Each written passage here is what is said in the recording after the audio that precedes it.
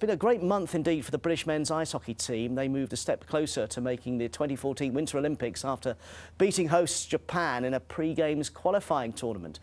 Britain were Olympic champions, you know, in 1936, but they haven't really been at the Games since 1948 now, a long, long time. One of the problems is finding enough people who can ice skate well enough. Now, though, there's a sport which is helping youngsters learn the basics without the need to put on any ice skates.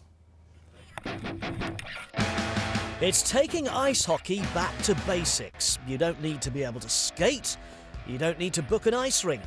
Just find a street or playground, bring your trainers, and you can get stuck in.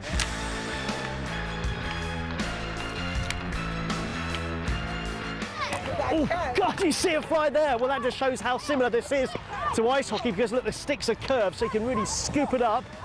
Also, you can hit the ball with both sides of the stick, and I'm just glad that we're not on the ice and I'm trying to skate, and also that it's not quite as physical and as brutal as the real game of ice hockey.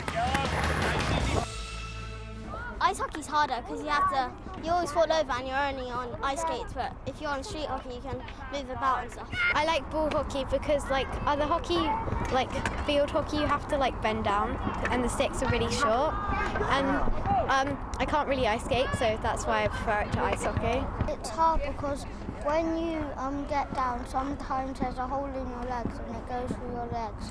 What, the ball hits you in the legs? The thing I like about it is beating the boys and What do you say? beating the boys. Do you beat the boys then?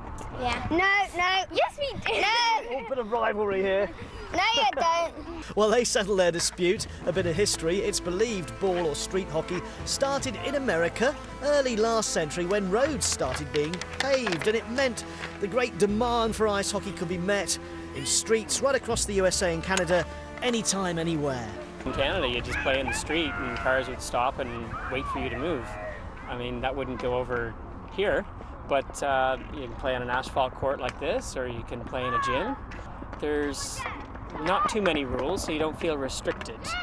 And yet there's enough rules so that it's safe, and you just run around, slap a ball in the nets, pass it, and it's just really, I don't know, it's just really good fun. Tackle! It's really taken off in the UK over the last 5 years, with tournaments and leagues and around 400 players at adult level, while last year the first junior championships were held, with victories for Kilmarnock in Scotland and the West London Club here in Ealing. One of the top professional ice hockey players in the world actually started learning their trade by playing ball or street hockey, as it's sometimes called. So one day these youngsters could be firing pucks into the net on the ice, rather than just the balls. I might have found my sport there because I'd love to be a good enough ice skater to be able to play real ice hockey, but of course I'm not, so there we are, it's the next best thing. Very good, Mike. See you later on. Thank you.